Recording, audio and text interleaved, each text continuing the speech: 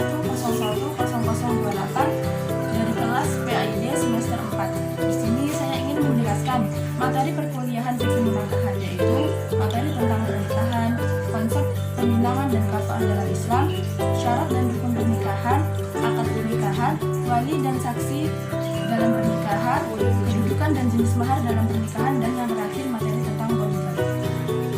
Baiklah, untuk materi yang pertama saya akan menjelaskan tentang materi tentang pernikahan.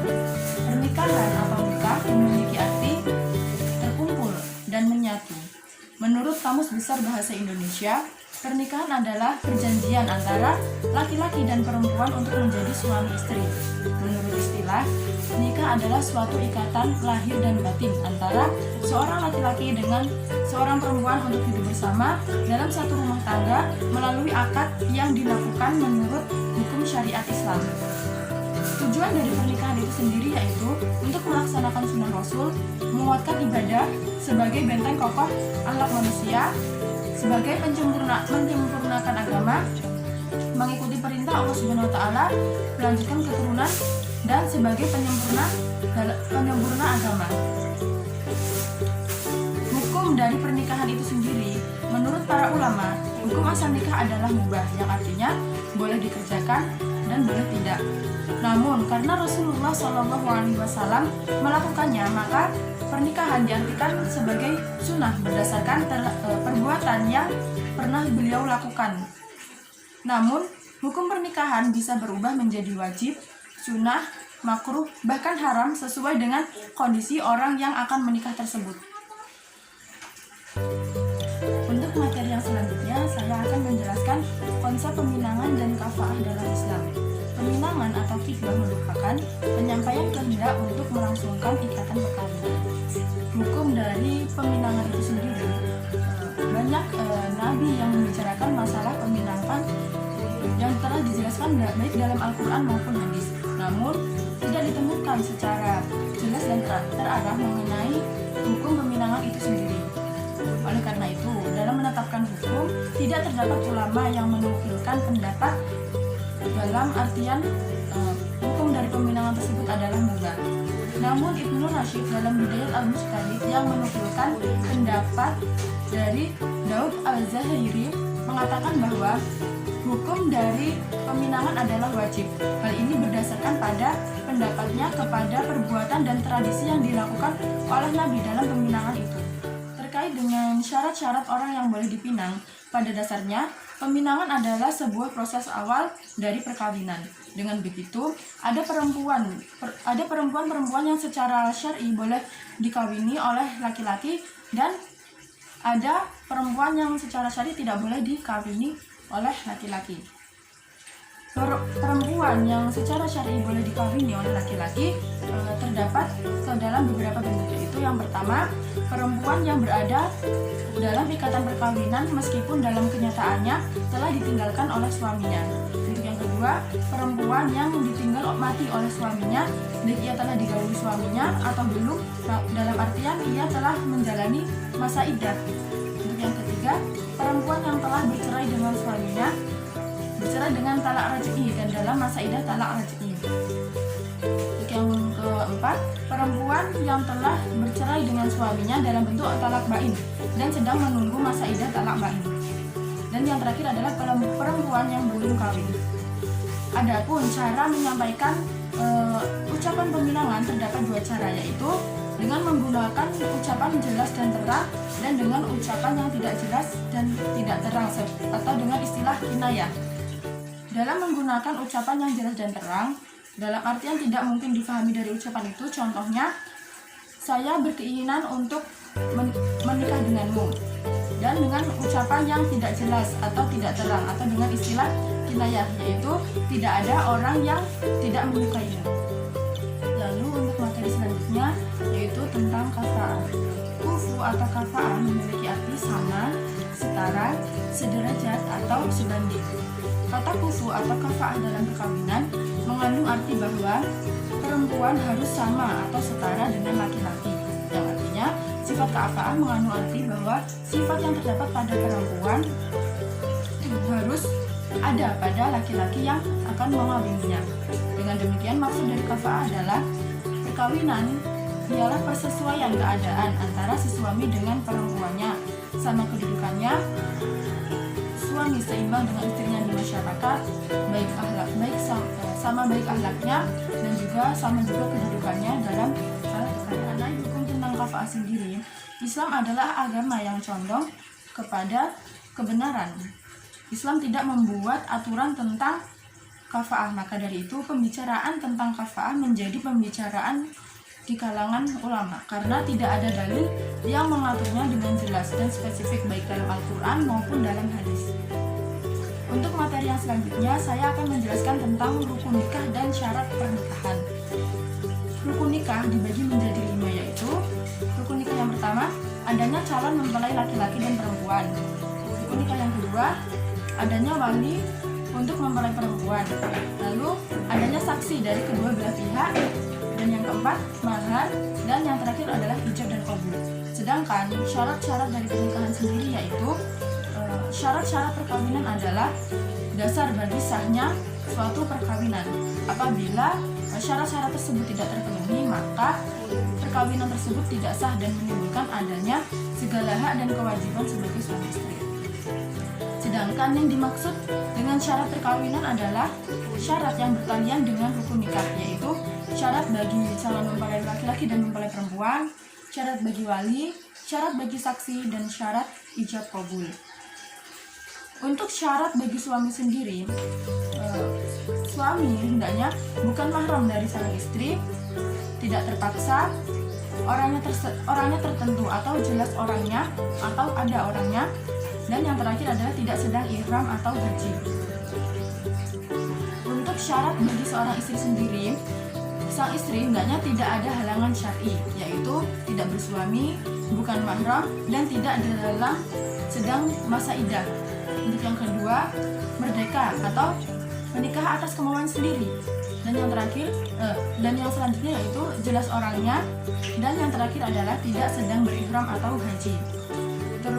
Terkait dengan syarat wali, yaitu seorang wali haruslah laki-laki, balik dan berakal, tidak dipaksa, adil, dan tidak sedang dalam ihram ataupun haji.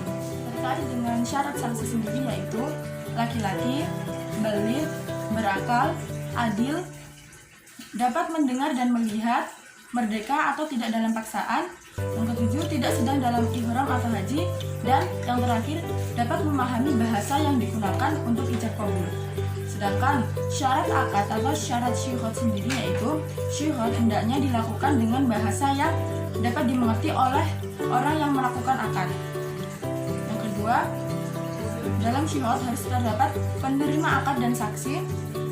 Dan yang terakhir, syuhud hendaknya mempergunakan ucapan yang menunjukkan waktu lampau, atau salah seorang mempergunakan waktu lampau, dan yang lainnya menggunakan kalimat yang menunjukkan waktu yang akan datang. Untuk materi yang selanjutnya, saya akan menjelaskan materi tentang akad dalam pernikahan.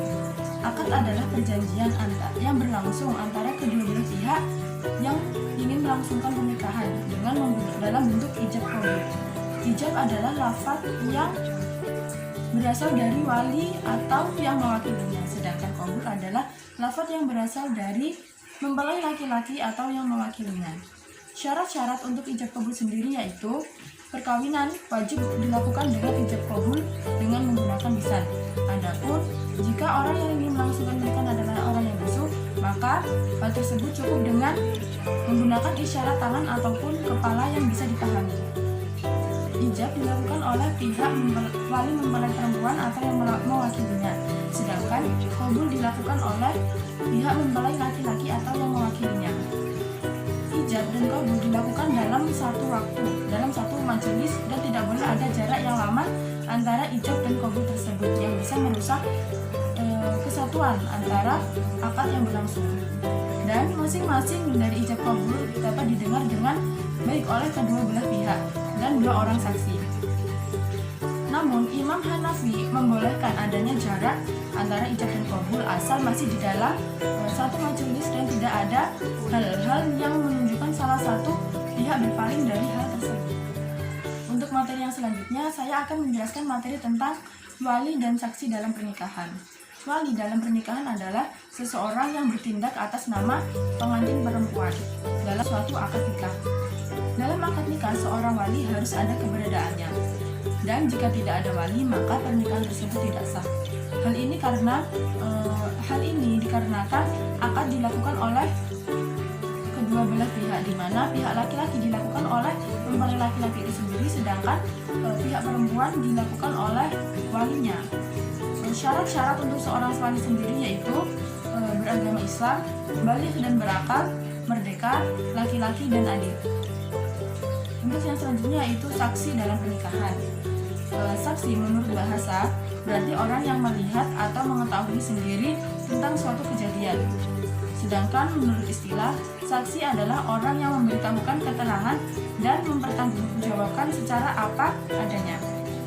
Dan saksi adalah orang yang dapat memberikan keterangan dari sesuatu yang diketahuinya. Saksi dalam pernikahan adalah suatu kabar atau yang diketahui oleh seorang wali atas sebuah pernikahan. Syarat-syarat untuk seorang saksi sendiri yaitu seorang saksi hendaknya harus beragama Islam, baligh, berakal, mampu mendengar dan memahami ucapan ijab kabul, laki-laki, adil dan merdeka. Untuk materi yang selanjutnya, saya akan menjelaskan kedudukan dan jenis mahar dalam pernikahan. Mahar perkawinan adalah pemberian sejumlah harta dari pihak mempelai laki-laki kepada pihak mempelai perempuan saat pernikahan. Kedudukan mahar dalam Islam sendiri, dalam hukum Islam, mahar wajib diberikan oleh mempelai pria dan mahar yang diberikan merupakan persetujuan dari pihak mempelai perempuan. Mahar hendaknya bersifat tidak memberatkan. Mahar tidak harus berbentuk benda. Mahar bukan merupakan simbol kebanggaan bagi perempuan. Mahar merupakan permintaan yang diminta oleh mempelai perempuan. Mahar harus didapatkan dengan jalan yang halal dan kepemilikan atas mahar tersebut mutlak milik mempelai perempuan. Jenis mahar sendiri dibagi menjadi dua, yaitu mahar musamma dan mahar mithil.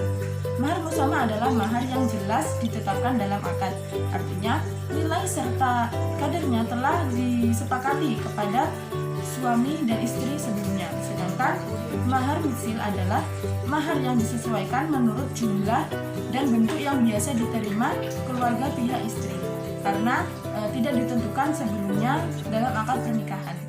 Untuk materi yang terakhir, saya akan menjelaskan materi tentang poligami. Poligami adalah perkawinan seseorang suami dengan istri lebih dari satu.